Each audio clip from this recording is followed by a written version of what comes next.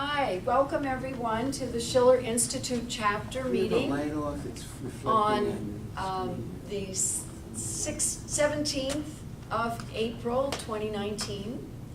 We are pleased to have some very loyal patriots with us this evening, and our speaker will be Diane Sare, who has asked me to open the meeting with a report to you on something that you may all have been aware of, the burning of the Notre Dame de Paris Cathedral in Paris. And we have a very beautiful statement from a French patriot and former presidential candidate who addressed this, I won't call it a tragedy, I'll let you hear his words, but this very profound moment. It's called From the Ashes of Notre Dame de Paris. Yesterday, the world witnessed, dumbstruck, the terrible fire which destroyed significant portions of the Notre Dame de Paris Cathedral, one of humanity's great cultural treasures. The occasion unleashed an unformed sentiment of deep loss across the planet, a sense based on the universal character of mankind, which transcends all secondary differences of space and time. Its import was best captured by Jacques Cheminade, former presidential candidate and longtime friend and associate of the great American statesman Lyndon LaRouche. Jacques stated the following: "I just learned about the fire at the Cathedral of Notre Dame de Paris. I want to express here the emotion that we all feel, friends and political allies, an emotion all the stronger because we just concluded our seminar here in France at Autun, the home of the St. Lazarus Cathedral, which was the older sister of the Notre Dame de Paris. Our cathedrals here, centers of education for all, inspired the industrial and agricultural revolutions of the 11th, 12th, and 13th centuries. Through them, the connection between soul and matter, which always brings about a superior good for humanity, becomes manifest. That in the 21st century in France, in Paris, such an accident has been possible overwhelms me. It is time to pull ourselves together in all areas of human activity, because we cannot remain inactive in those areas where humanity is at stake, and where human beings create objects so beautiful that they must be there forever, and for all of us, great sources of joy." That's the end of his statement, and there is further commentary by Mrs. LaRouche, but I think I'll let Diane carry on the further dialogue. Did you want me to read the excerpts about what the latest developments are? So this is an update that Diane just presented to me today. Despite the vast damages to Notre Dame, some miraculous things have happened. Number one, the 400 firemen and people in charge applied a precise plan of taking out all the treasures of the church, and it worked. Number two, the firemen prevented the fire from reaching the tower bells. The huge bells of Notre Dame are hanging on oak beams. If they would have burned, according to some experts, the towers and even the facade could have collapsed. This was prevented by cold-blooded action, the use of drones, showing the way that the fire was spreading, and a lot of courage by people risking their lives operating under a burning roof and without visibility due to smoke. Three, by miracle, all three 13-meter large glass-stained stained glass rosaces, those are the big ones with the roses, the rosaces, survived, all 3 of them. The lead, connecting the glass requires urgent repair, you can imagine at the temperatures of the fire. And the windows will be taken out immediately. Number 4, also by miracle, the giant organs survived, both the fire and so far the water. It has 8,000 pipes that will now be cleaned. And number 5, the exact origin of the fire is not yet known. Police privileges the hypothesis of an accident, but the other possibilities are not abandoned.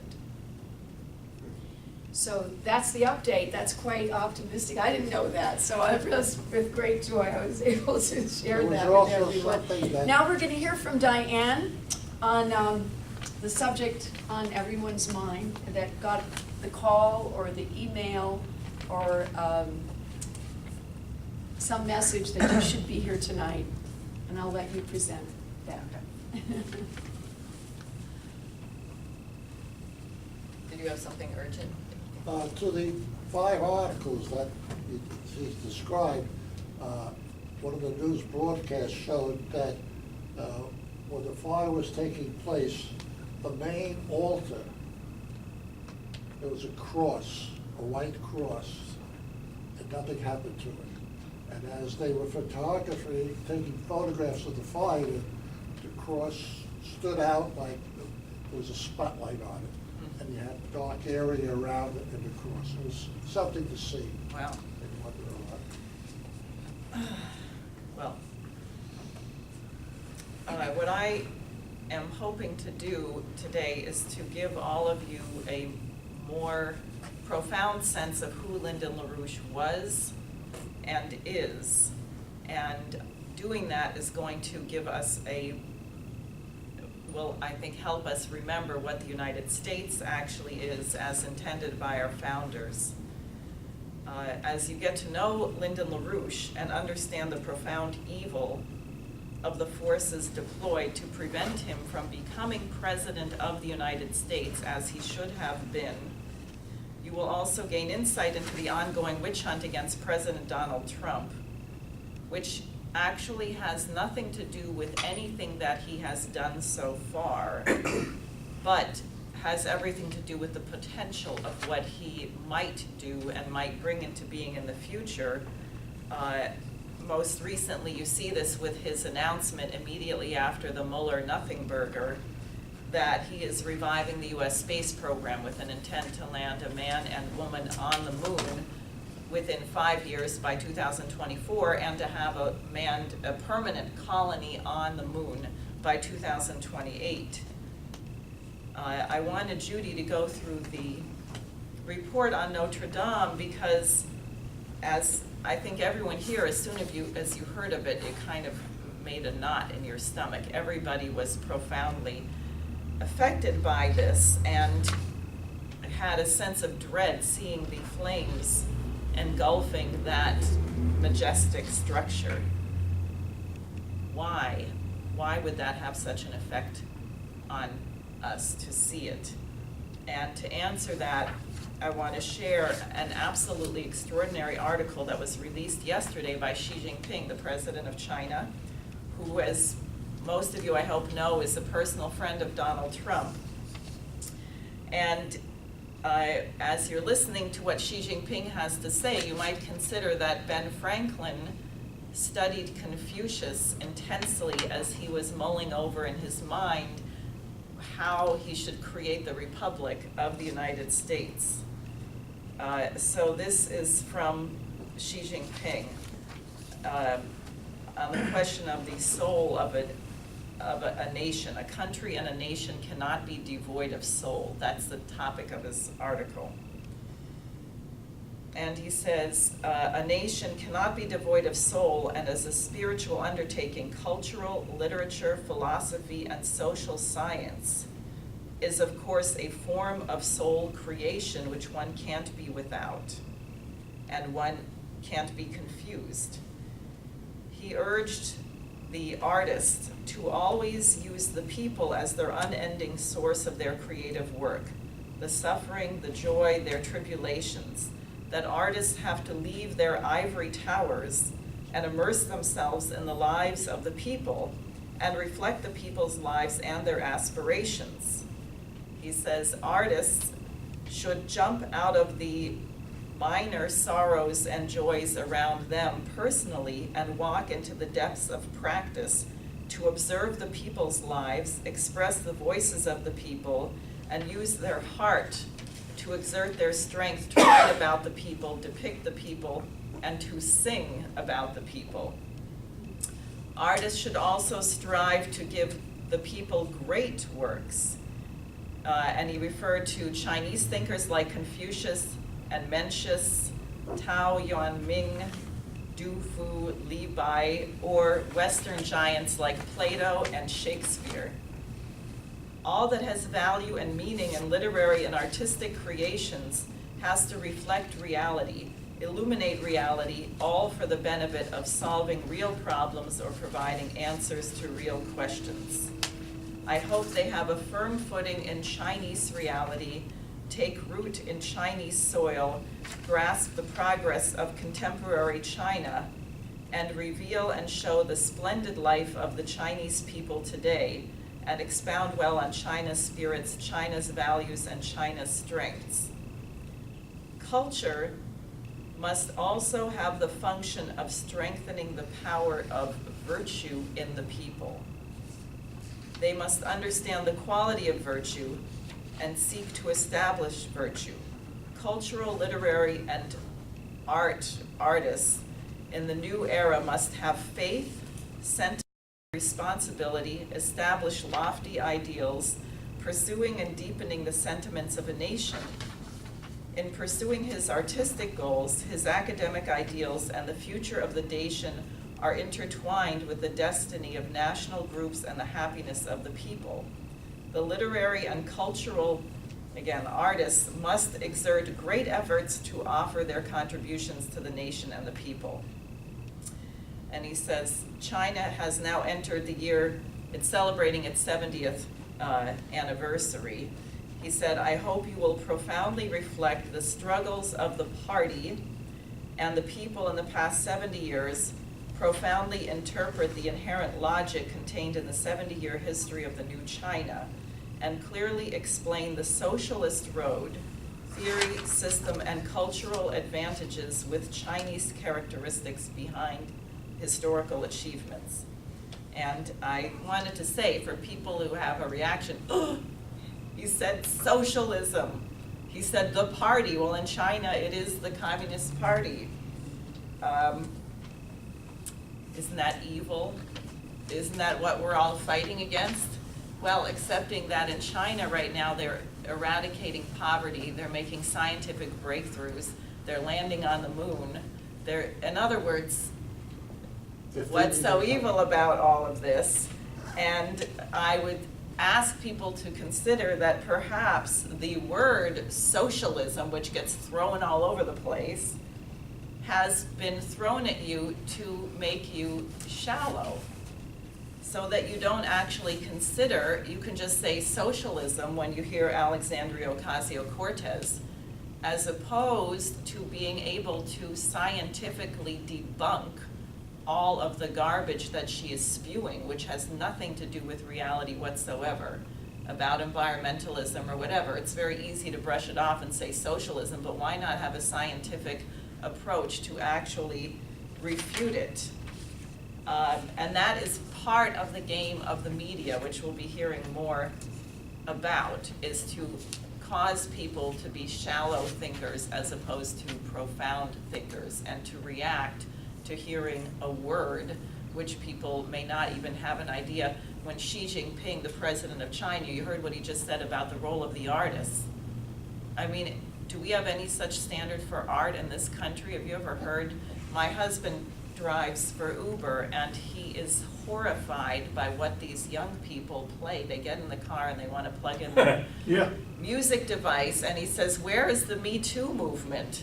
I mean, the lyrics to these songs are the most violent, hideous, degraded, and people consider that art. So imagine a leader who says, no, like Friedrich Schiller, the role of the artist is to make the people virtuous.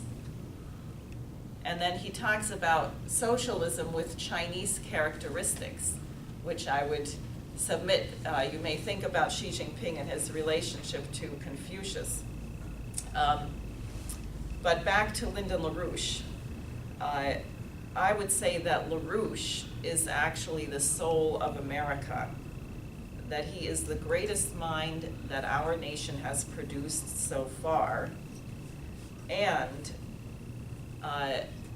what the greatness of American culture, what is American culture, is what's unique about our culture, our Declaration of Independence. It captures something which is actually universal. It's not only American. Life, liberty, and the pursuit of happiness.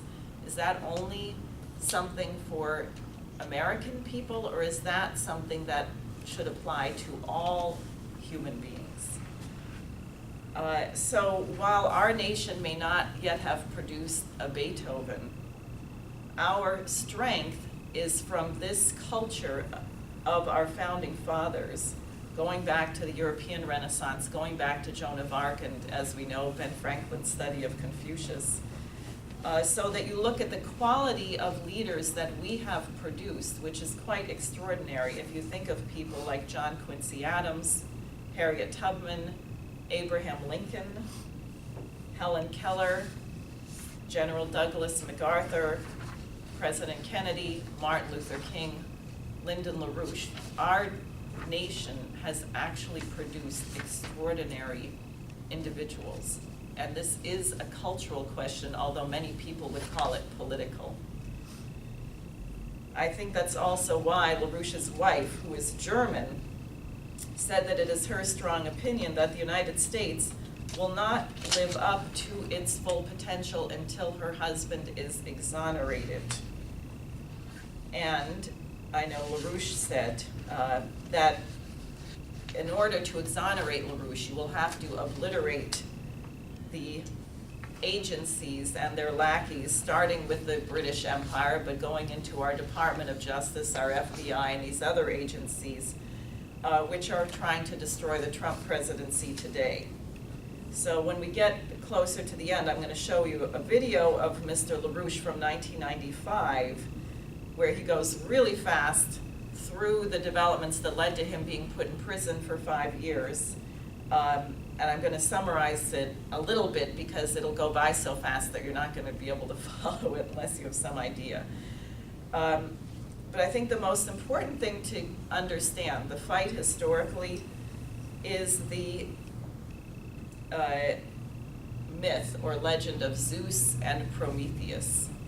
Zeus was the king of the gods of Olympus, and he decided at a certain point, he was looking at mankind, that he didn't like mankind and he wanted to destroy mankind. And Prometheus figured out, stole fire from Zeus and brought it to man, and in Aeschylus he says what that means, which is language, science. It's not just literally fire. I think very important and interesting, in Aeschylus he says Prometheus gave man blind hope. Isn't that something? Because what makes you in the face of adversity to nonetheless struggle for the good? Blind hope. So because of what Prometheus did, Zeus was unable to exterminate the human race. And he was so angry that he decided to chain Prometheus to a rock where vultures would come and peck out his liver by day. And somehow back in these ancient Greek days, they knew that the liver regenerates at night, so the liver would grow back at night. So this was to be an unending, perpetual torture. And there's an ending to this which Prometheus predicted, which occurred, which natural law asserts itself, but I'm not going to tell you. You have to read Aeschylus or read this story to see what happened. But it's really important to think of this because you say, why? Here is Lyndon LaRouche. Unlike Trump, he was not a wealthy man. He never became president. So why was he such a threat? Why did they spend millions and millions and millions of dollars defaming him, profiling our organizers, and trying to shut us down? And I think LaRouche was the kind of person from a very early age that he distinguished himself. He was, he enlisted in the Army after Pearl Harbor was bombed, even though he was Quaker by birth, a pacifist, and he served as a medic. And he was actually in India after the war ended briefly. In 1946, he was in Calcutta when those horrible riots occurred, and there was literally blood in the streets. And he describes in his autobiography, he clearly was interested in talking to the people of India, and he talked to people in all different parties and all different groups. And he described people coming up to him and saying, "You're an American. When you get back to America, can you see that we can get the technology to produce our own textiles? We don't want to be slaves just producing raw materials. We want to be able to do the full cycle of manufacturing." And LaRouche said, he said to them, "Well, I'm just a soldier, but I'll do what I can." But I think this and the death of Franklin Roosevelt had a very profound effect on him. So when he got back to the United States, he became a management consultant. He was extremely effective and good at it. And sometime in the late 50s or early 60s, the FBI approached him and they wanted him to be an informant. And he refused. And he asserts that this led to the end of his marriage, that they weren't happy with his refusal to cooperate with them. And then he made his first economic forecast in the 1950s because he was looking at used cars, but basically what he was looking at is that the automobile industry was going more into, if you think of GMAC, going more into the financing end of things, and how do you sell used cars and how do you finance them, as opposed to being interested in the actual manufacturing and production. And he warned that at that point, where a car would not outlast the amount of time that you were paying the debt on it, that we were headed for a depression. And at that point, he began giving classes in economics up and down the East Coast at Columbia, the New School, Swarthmore, other places. Back in those days, you could get on the campus and give a class not for credit, and he began creating this organization. In 1976, he ran his first campaign for president against Jimmy Carter as a U.S. Labor Party candidate, and he warned that Carter's proclivity to listen to Zbigniew Brzezinski was going to get us into nuclear war. And I don't know if people remember this, but if you ever saw the image of Jimmy Carter's face in a nuclear mushroom cloud, that was LaRouche. That was what we did at that time. And I have to say, these days, Jimmy Carter seems to be somewhat wiser than he was at that time, and he was quite terrible. After that, LaRouche ran for president 7 more times. He called himself at times a conservative Democrat.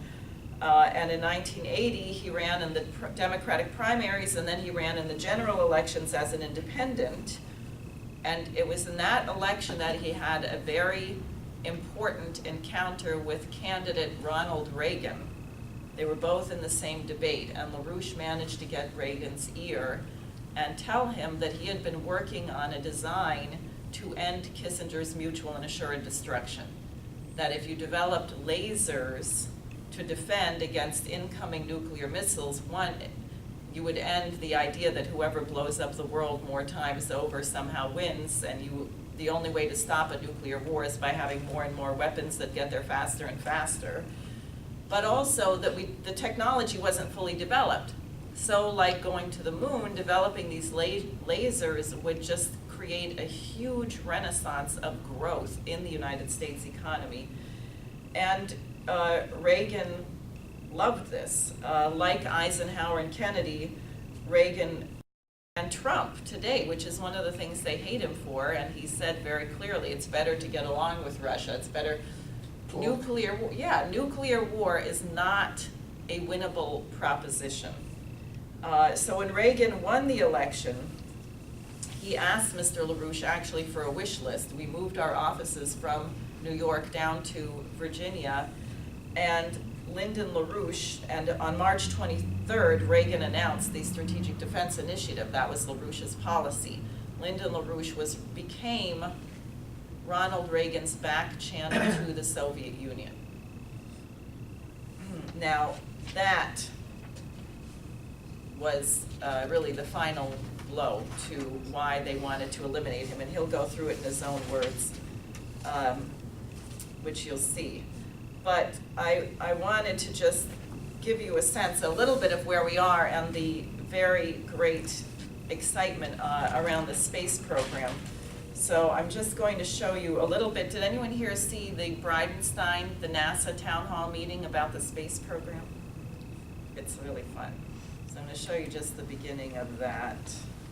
Shall we dim the lights at all? Yeah, probably. No, you really don't need to. Just as the United States was the first nation to reach the moon in the 20th century, so too will we be the first nation to return astronauts to the moon in the 21st century.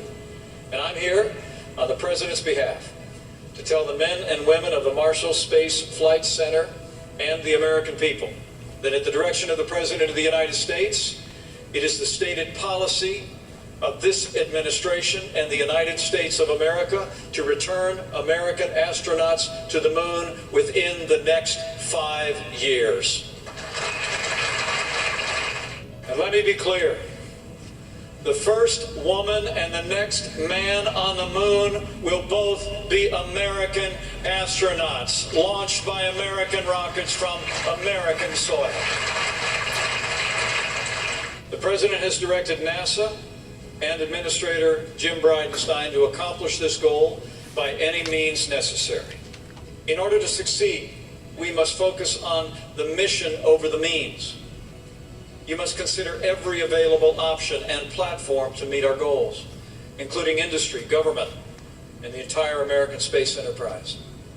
History is written by those who dare to dream big and do the impossible.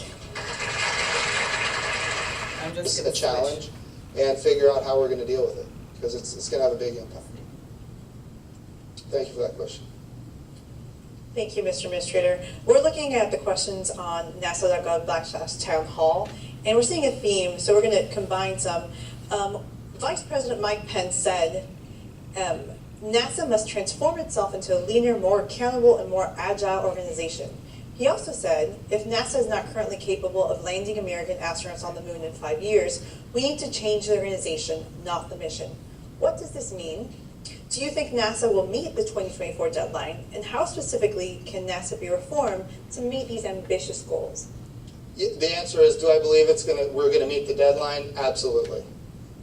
And that's a point of emphasis, because here you have an administration that declared we were going to land humans on the surface of the moon during the time which that administration might potentially still be in office. That's a very serious declaration. Even if you go back to John F. Kennedy's day, he said by the end of the decade, which guaranteed he would not be in office by the end of the decade. That's a 10-year horizon.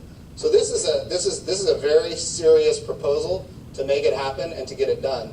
I hear the comment all the time about Lucy and the football. Lucy and the football. I've heard it since I've been here probably, I don't know, a couple of 100 times. This is not Lucy and the football. In the executive branch, people are very serious. We're going to the moon, and we're going fast, and we're going with international and commercial partners. So I don't want to discount. So I wanted you to hear that international, we don't know how to get the lights back on. International and commercial partners. So you think about, because right now you realize we can't get to the space station except by going on a Russian rocket. So if we actually want to be able to get to the moon in 5 years, we are going to have to collaborate with international partners. Collusion with the Russians? Exactly. Now, I want you to hear a little bit of Lyndon LaRouche in 1988 when he ran for president. Okay, so what is this, 30 years ago, yes. Am I speaking to Dr. Gomez? Yes, John. I have the announcement you've been waiting for. As of 5 minutes ago, our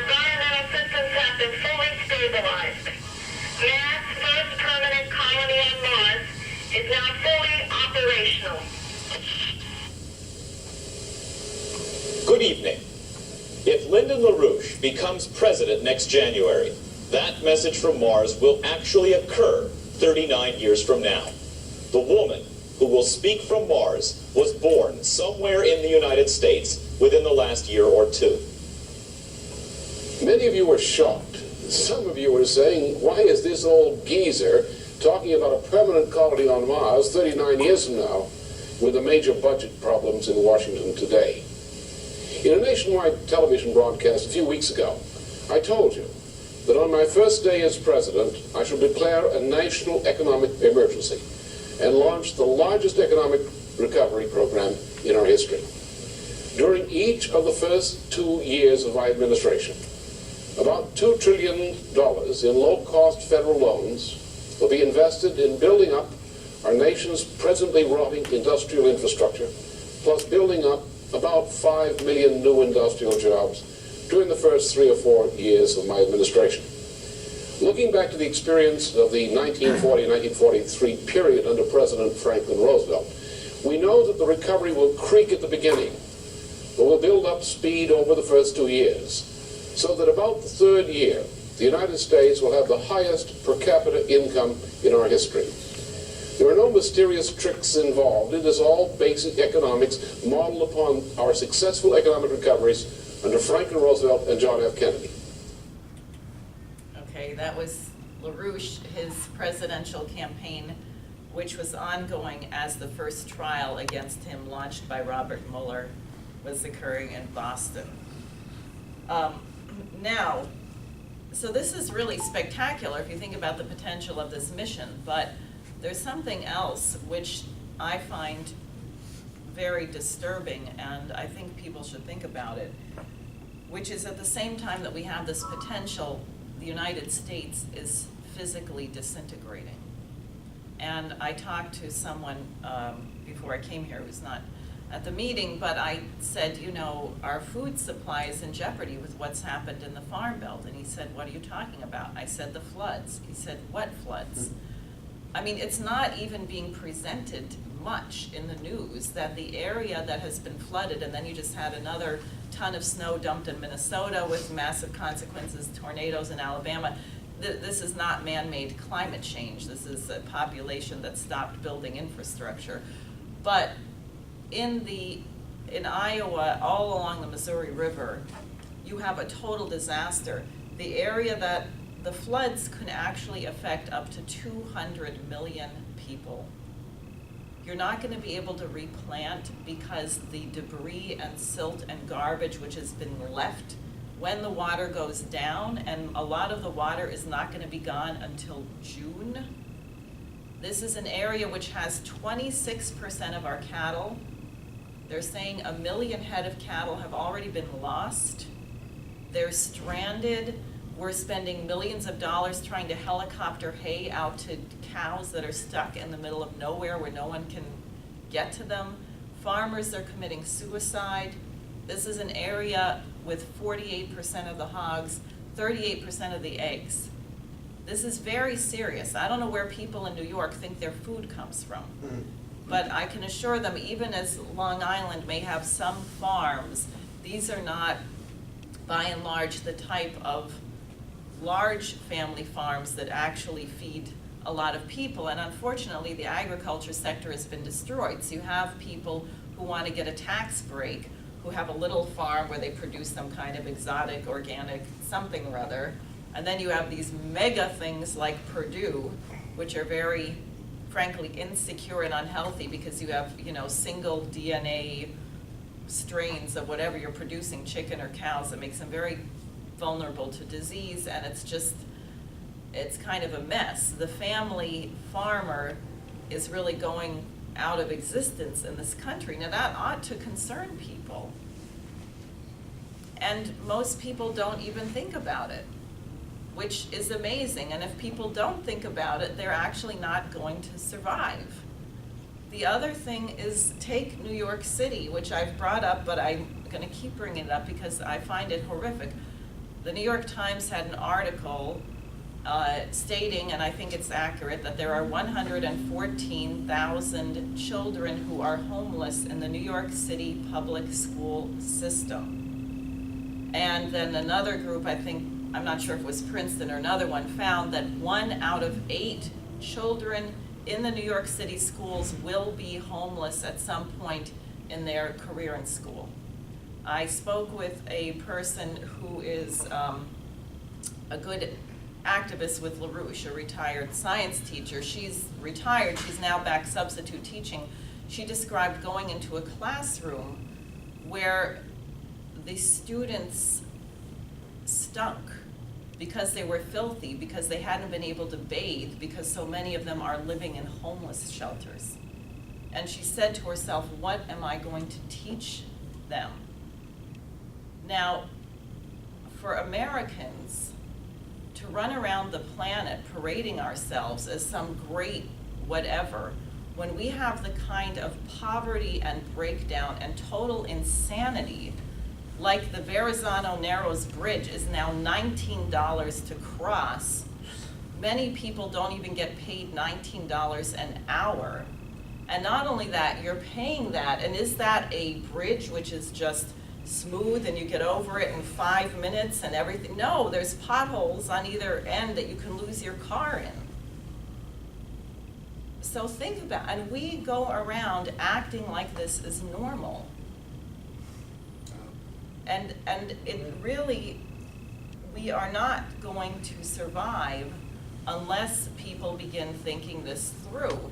And of course, if we're serious about getting to the moon and we don't have any food, there's going to be a collision. In other words, you can see how fighting for the space program, fighting for these things, will be a forcing mechanism for us to address some of these things. But I would say, as you see in China, that they're not, just because you develop doesn't mean you actually eradicate poverty. You actually have to make a decision. What Xi Jinping has directed in China is that every governor, and as people know, China, they think we're really weird because we just elect people who never held office, and they have a meritocracy where you're not allowed to hold office unless you've demonstrated that you can manage a smaller area. So before Xi Jinping became president, he was responsible for a large region, and before he was responsible for a large region, he was responsible for a smaller area. So what they are doing is they're telling all the regional leaders is you have to find the people who are in poverty, figure out why they're in poverty, and then come up with a program whereby they can regain their dignity and Xi Jinping, they translated the word ambition, I don't know what it is, but he said this is the toughest situation where you have people who've been many generations completely impoverished. How do you move them to think that they're going to have a different kind of life, that they don't have to be like that? And that's a real aggressive program to end poverty. Think about what the United States would look like if we said the way we are living is actually insane. We are not supposed to be a third world country. We should build modern water management and flood control. Do you think our nation would be divided if we had to build a massive water management system or a national rail grid from coast to coast? The whole nation would be involved in building this, and we'd be forced to address the drug problem because we wouldn't have young people who could build this stuff. I mean, people have heard these stories. Somewhere in upstate New York, they wanted to build a highway, and they had all these people come in, and 80% of them failed the drug test. I mean, that is a nation in a dark age. So somehow, it's an extreme dissonance where you have, on the one hand, the very, very great potential of landing on the moon again in 5 years, and on the other hand, the nation disintegrating under our feet, record suicides, record drug overdoses, massive, you should have seen the traffic accidents. Why? Not just because people are on their cell phones, but because every inch of transportation in this country is over capacity. Our roads weren't built for the population density that we have. Grand Central Station was built for about 200,000 people, and it's like 500,000 or 600,000 going through it every day. And think if something goes wrong, like you have to fix one of the Hudson River tunnels. Well, since it's 2 tunnels going 2 ways, if you have to shut down one of the tunnels, then traffic only goes one way, and you have to wait, and traffic goes the other way. That means that rail traffic will get shut down by 75%, not 50%, 75%. Where do those people go? Well, they'll probably go to the highways. Well, how's the Lincoln Tunnel looking these days? And with that increase of traffic, how much before there's a bridge that we drive on Route 1 and 9 in New Jersey on the way to Brooklyn, and it freaks me out. It's worse and worse every time. First, the sidewalk along the bridge fell through, and they had to put traffic cones at each end of the sidewalk because you just look down, it's a bridge over a railroad. Wasn't the Gothams Bridge? Then, no, it's in New Jersey. Then, I noticed this time that the pavement where you drive is so worn that you can see the metal, cables underneath. I think one day we're gonna drive over this bridge and it's just gonna collapse. I mean, what happens if you double the traffic on this? So we do have to recognize that what we have tolerated in this country is completely unacceptable and do something about it. Now, so I just want you to think about that and why it is therefore so urgent that we crush the coup against Trump, because partly he can't act, there's 300 people that haven't even gotten through the Senate yet. He's been so hamstrung and tangled up by this coup, and it's literally killing the country. It's killing us. Now, I think, and Mrs. LaRouche would say, that was the great crime of LaRouche being slandered and put in prison. Because if this had not been done, it wasn't nice for him to be in prison for 5 years. I'm not saying that he didn't suffer or didn't take years off his life or whatever, but the actual crime was what the United States did not do. Because it wasn't him as a person, it was his ideas. So I wanted to just show you one thing, which is just a discussion between me and Mr. LaRouche, because you'll see from the interaction, the way he dealt with every single person, and every time you talk to him, you would say something that you thought was an absolutely brilliant insight, and then he would say, well, but, and he would take it to the higher level. So I'm just going to show you this. Well, I think what you've identified as the shift in 1900 in science and in classical music with Hilbert and Bertrand Russell is really crucial, because if you think from the standpoint of mathematics or Euclidean geometry, then you're stuck in a box, because you're stuck in a trend line where you say the only possible options for the future are based on what my perception is of the immediate past. And under those conditions, if you take what happened not so long ago, I mean, this year is the 25th anniversary of the fall of the Berlin Wall. And what happened in that moment to many people, if they reflected upon it, was completely unthinkable even weeks earlier.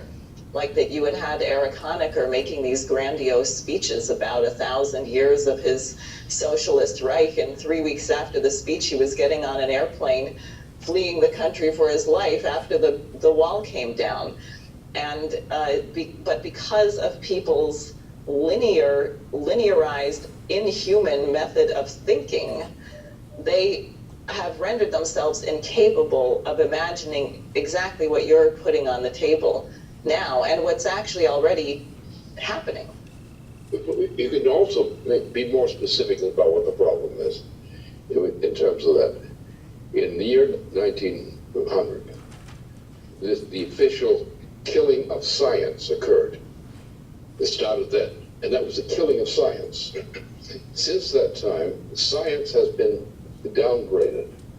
It is no longer a leading force under the Bertrand Russell influence in particular. So therefore, we now go on, practical things.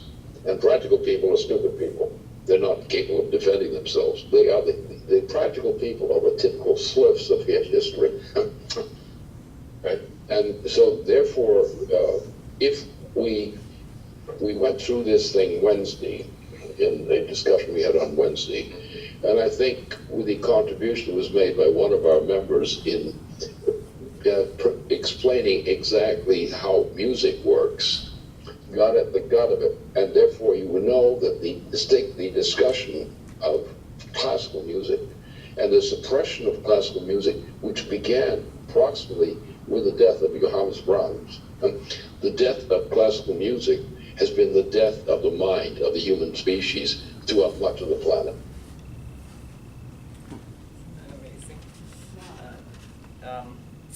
So, and I just will say, he created a group of us, people who had run for Congress, and we had a roundtable discussion with him every Monday for a number of years. And it was really a challenge because what we decided to do for some time is we would meet before we got on with Mr. LaRouche, because we didn't know, we would have some idea what we thought he might want to discuss. So we would come up with a plan, and then we'd get on the show. And these were all live streams, so there wasn't any editing. It's just, you know, there you are. So one of us would say, and blah, blah, blah, whatever it was. And he would say, no, it's really whatever. And it happened every time. So then we just said, okay, forget it. We're not going to try and plan anything before we get in a discussion with this guy, because we know that he takes pleasure.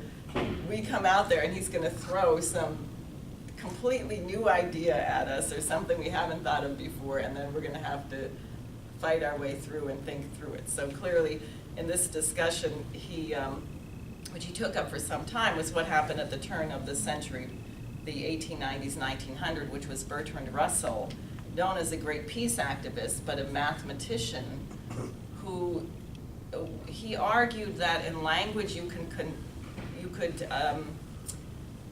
what's the word I'm looking for? Everything could be expressed in an algebraic formula. And so what it meant was the question of creativity, the question of a discontinuity where you make a discovery, could not exist. And we're suffering from that today. How many people think that computers can replace human beings? Artificial intelligence, it's called. No, there's a purpose for robots, there's a purpose to mechanize certain things, but the idea ever that a machine, which after all is created by a human, could replace a human being is crucial. And then he advances it to what happened with music. So that was the nature of the discussions. Now, what I want to do is just, and I think you can turn out the light for this one, I want to show you, this is going to be 30 minutes. Because I really want to give you a sense of LaRouche, and as I said, he goes through the case of why they framed him up, not only the Strategic Defense Initiative, but the work he was doing with Mexico, with India, and so on. And we're going to start it right now. So I'm sorry for the quality of the video. This is from 1995. So what's that, 24 years ago? Now, I know you're doing a lot in this field, you know, I mean, you're reaching a lot of people, but are you reaching those actual laymen that do a lot of the voting, you know, on a wide scan? You know, if that would work out, you know, if you get a good response from that, then the following month, you know, you hit the construction union people, same way, you know, and basically, that's my point. Well,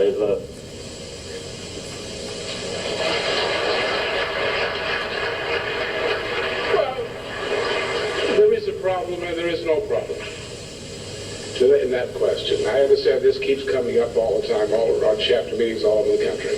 People ask that question quite naturally. But it's really not a problem. First of all, you have to remember a couple of things, which are not so obvious, but they're obvious. First of all, let's take the operations.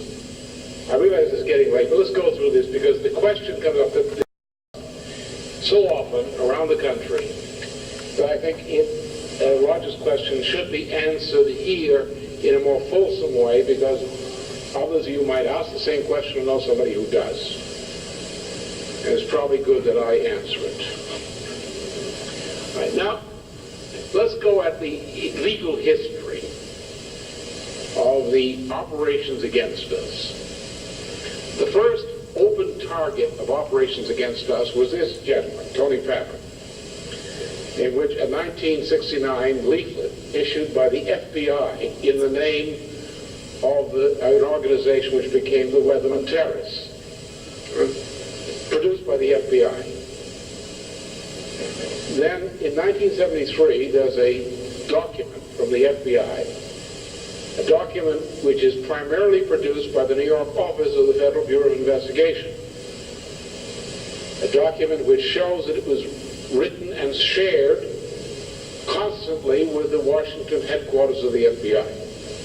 The document pertains to the FBI using its control over the Communist Party USA leadership to persuade the Communist Party USA that my personal elimination would solve its problems. And during the month of December and into January of 1973-74, an abortive such operation was run with the coordination of communist and other agencies and MI5 in Britain. So in 1973, considering the limited influence we had then, but it was significant, the government of the United States decided that I should be physically eliminated. Hoover was dead. But from FBI hindquarters in Washington, D.C., the order to kill me was out. And they tried and failed. From 1974, from that point on, through 1976-77, the FBI continued to run the largest scale operation against us, against any political organization in the United States. In 1982, I'll give you the picture.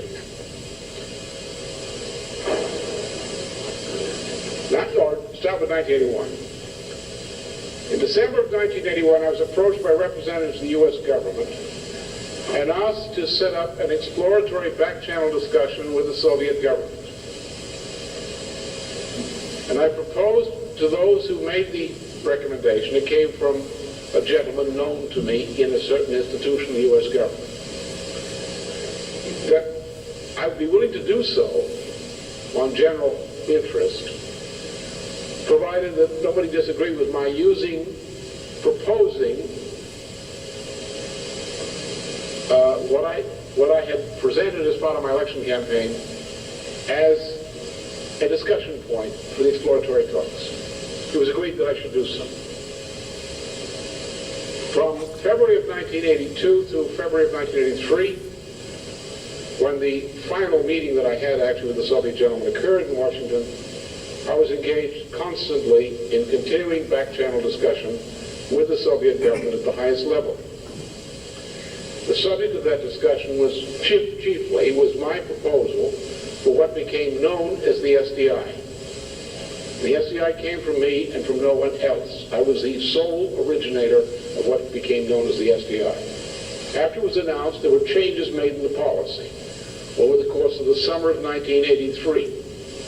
But what President Reagan announced on March 23rd, 1983 was directly my policy and nothing else. There was no other author in the process. And this came as the President telling the Soviet government, among others, officially repeating exactly what I had outlined to them, and thus confirming that my back-channel discussion with them was something to which he was referring in making his proposal. Now, in the meantime, two things had happened of great significance. Number one, at the beginning of 1982, I had indicated that certain changes in policy which were made on the debt question by the U.S. government and others was going to create a debt crisis in the Western Hemisphere. And then, of course, in the middle of this, we had the outbreak by arrangement of Henry Kissinger and Lord Peter Carrington and so forth of the Argentina-Malvinas War, in which we took a very active role. Now, our active role in Malvinas War had an effect upon the politics of all of South and Central America, such that when I went down in May of 1976 into Mexico to discuss at that point the Malvinas War, I had an invitation to meet with the President of Mexico, who I knew very well, though we'd never met. We had our own back channel discussions with President Jose Lopez Portillo of Mexico, which had been ongoing for some time.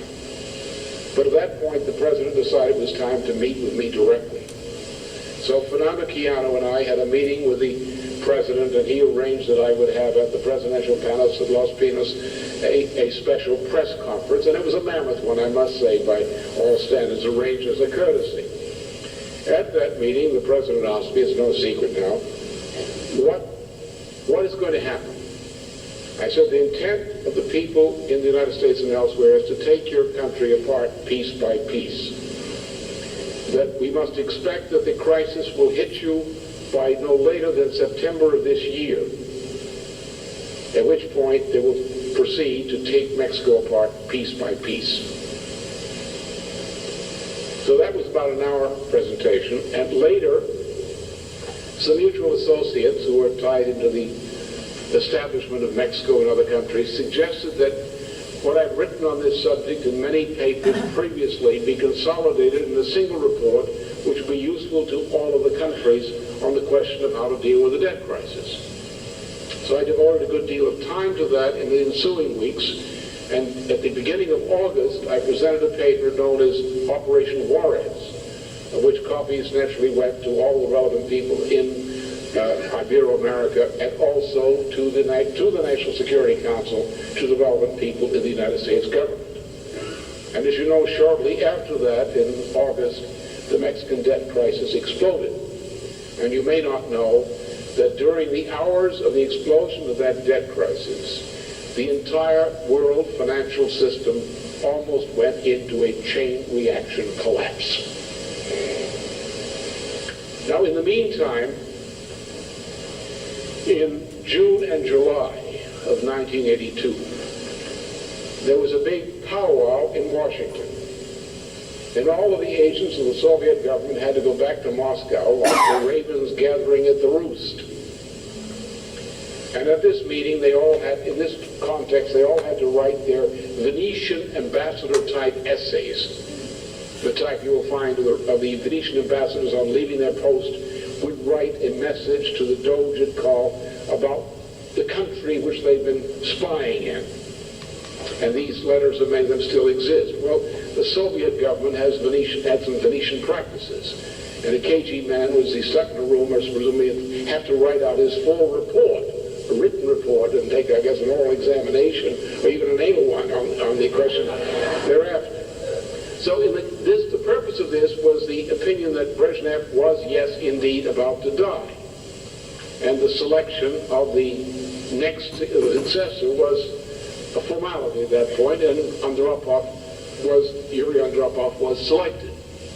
In this context, somehow, the nature of my back-channel discussion with the Soviet government on behalf of the Reagan government became known. The reaction to that was that in the meeting which occurred at the Bohemian Grove in California, this was the one where, after which Helmut Schmidt bragged that he shared a bathtub with, it was Helmut Schmidt shared a bathtub with Henry Kissinger. But they weren't in the bathtub at the same time. But in any case, they might have connected a disease or something put it together. But anyway, then you had Lee Kuan Yew, Henry Kissinger, Helmut Schmidt, all in George Shultz's automobile, traveling from George Shultz's house up to the Bohemian Grove. At the Bohemian Grove, according to correspondence we had Judge Webster, of uncertain gender and parentage, the head of the FBI, was present. And in August of that year, Henry Kissinger wrote a letter to Judge Webster, it's the so-called Dear Bill letter, which you can see, many of you know it, which started an attempt to have a special government operation run to eliminate me. In January of 1983, the President's Foreign Intelligence Advisory Board, or the rump session of it, endorsed Henry Kissinger's proposal. This resolution, which carries the weight of Executive Order 12333, was then transmitted to Judge Webster, who had previously declined to get an operation in place against me, who now started one. Judge Webster assigned the operation to Oliver Buck Revelle, the same guy who set up the drug trafficking out of Mena and later passed the job on to Oliver North. And Revelle set up the operation. So an international, special, undercover foreign intelligence operation was set up against me and my associates. The operation began to operate fully by April of 1983, less than a month after the announcement of the SDI. At that point in New York City, under a member of the intelligence community, that is John Train, a New York banker of Smith & Train, at that time an employee of the international Rothschild banking interests. The man who had been together with the Goldschmidts and Stephen Spender in running the CIA British intelligence encounter operation in Paris during the 1950s. So John Train set up a salon. He's also a crony of McGeorge Mundy. Set up a salon in New York City through the auspices of his private bank. This salon was represented by members of the national intelligence community, also the ADL, NBC TV, the Wall Street Journal, the Reader's Digest, and other scumbags. These people met under the direction of Train, who provided a chart.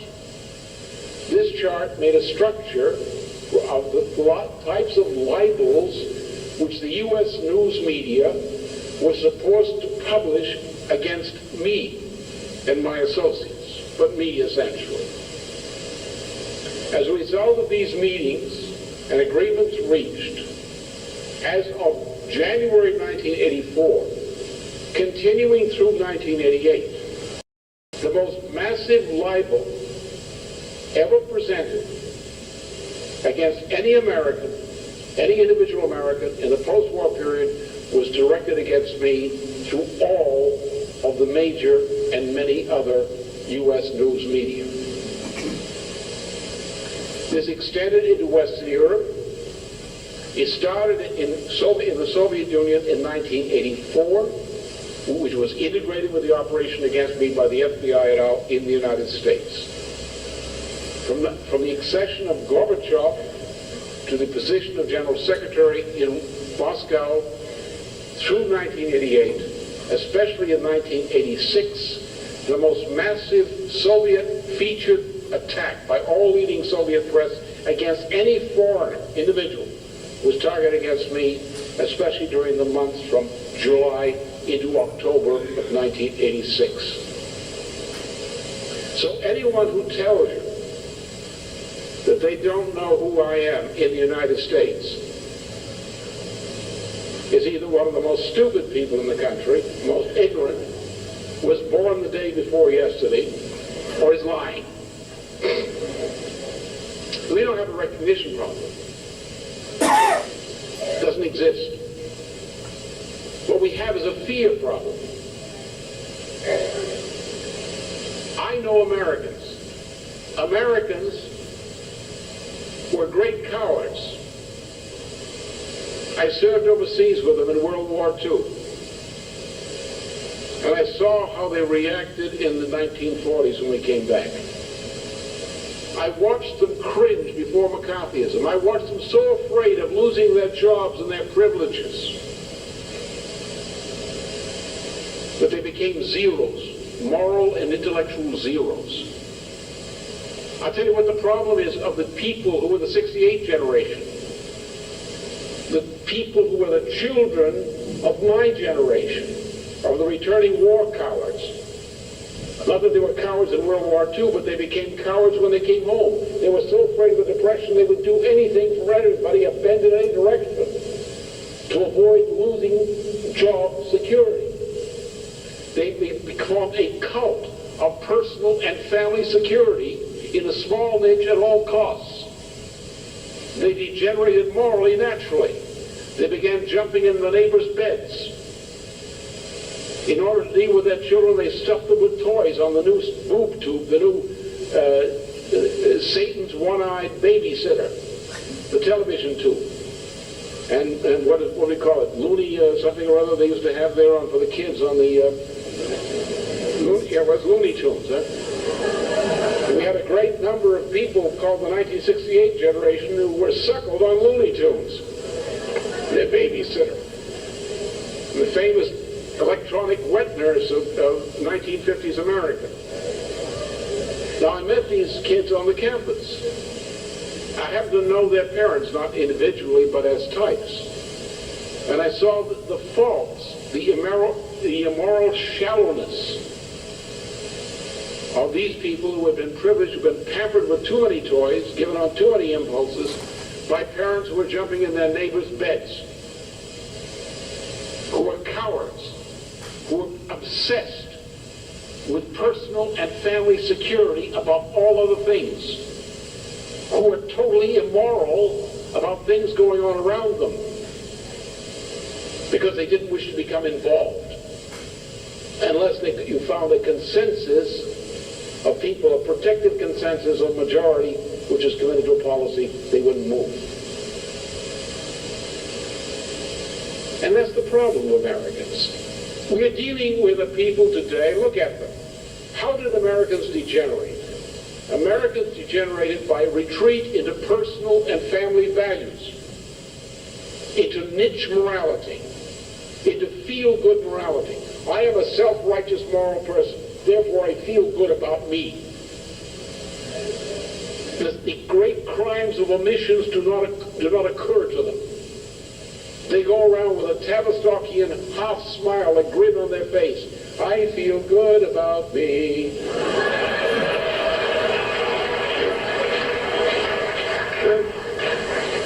The most immoral, pharisaical, hypocritical swine imaginable.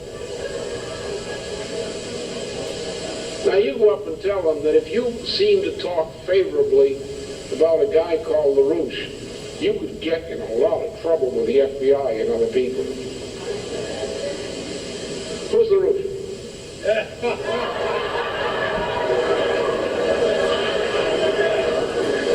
You know it. Most of you know this thing. You've seen it. You've had contact with it. Now the only way you can deal with people is don't play the game. Play the game of truth. You mean you haven't got the guts to admit you know who he is? You're afraid somebody will come up and bite you in the rear end or ankles? You say you know who he is. Now, most people don't know who I am. They know that there's someone that the enemy hates. Every American, if you say, do you think the Queen of England pushes drugs? Right? Who doesn't know the Queen of England pushes drugs? I never said it, but I wish I had.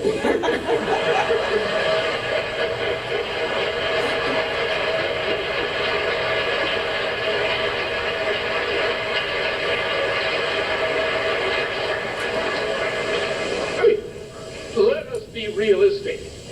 So the problem is not effective propaganda. How are we building?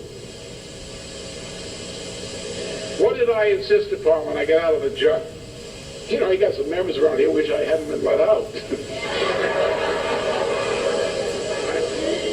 I destroyed their peaceful cottages and things like that. But in any case, what did I insist upon? I said, cut out amateur night. Cut out the cottage industry ways of doing business. Stop commenting upon somebody else's Newsday book. There is no news in the New York Times. The only news in the New York Times is the editor came out of the closet.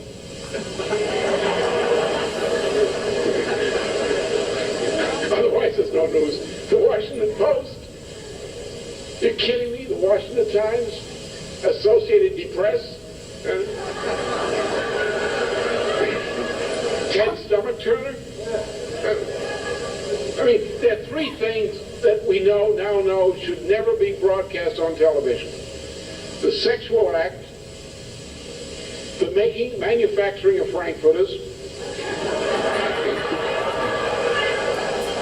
and a criminal trial.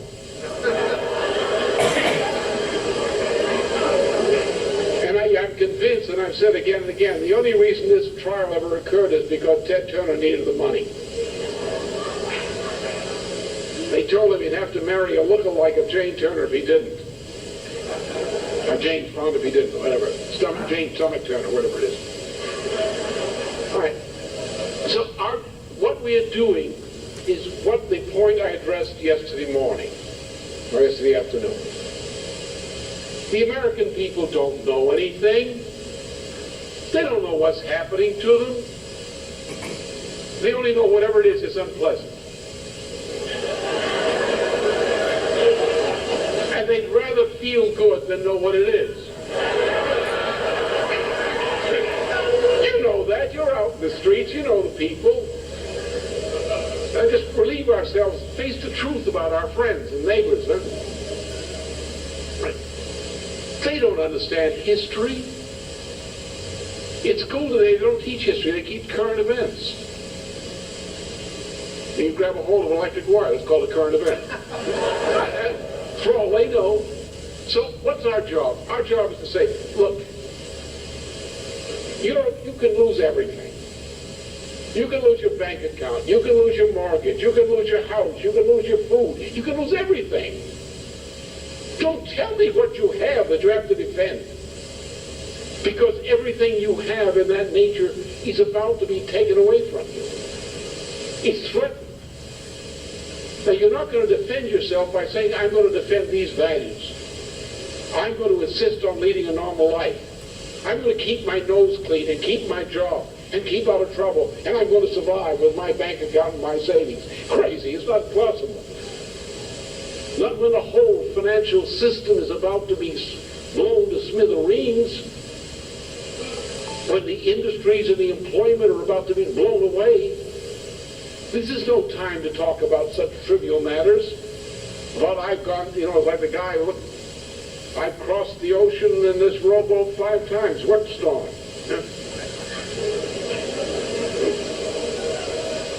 This kind of thing.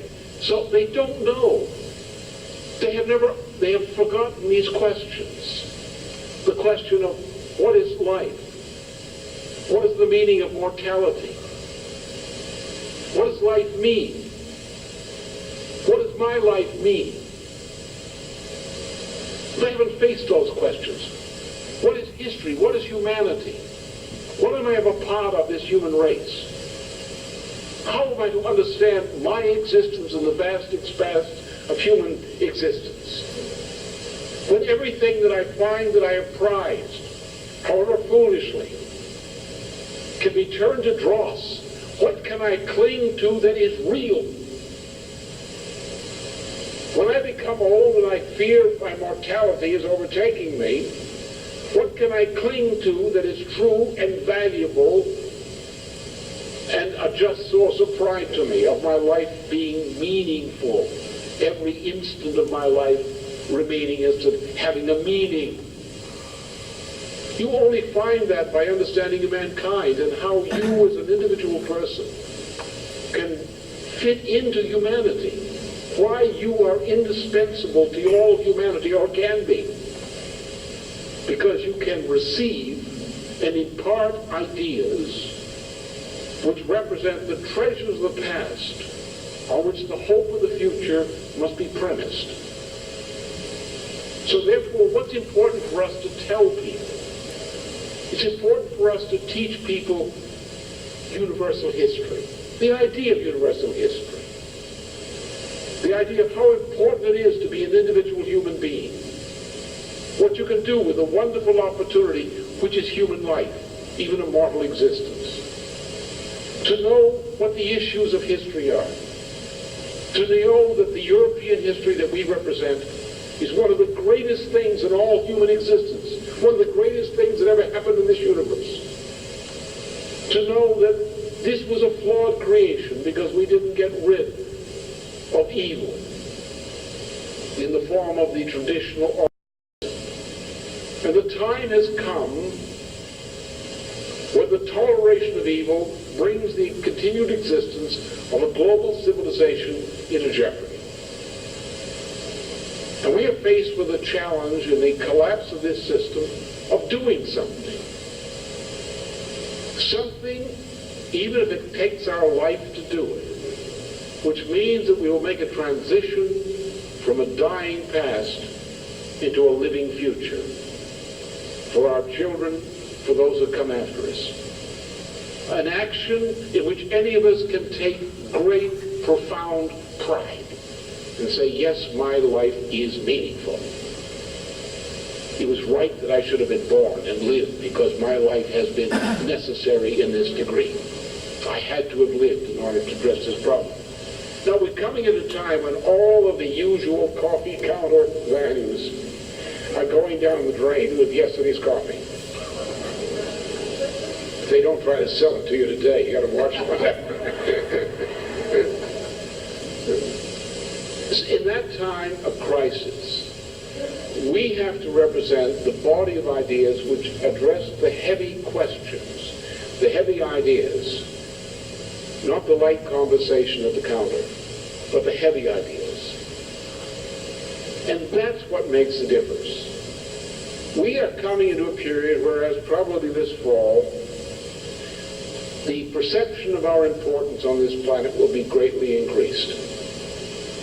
We were never, in the past 25 years, we were never unimportant in the minds of the enemy, and never unimportant in the minds of many people with whom we had dealings.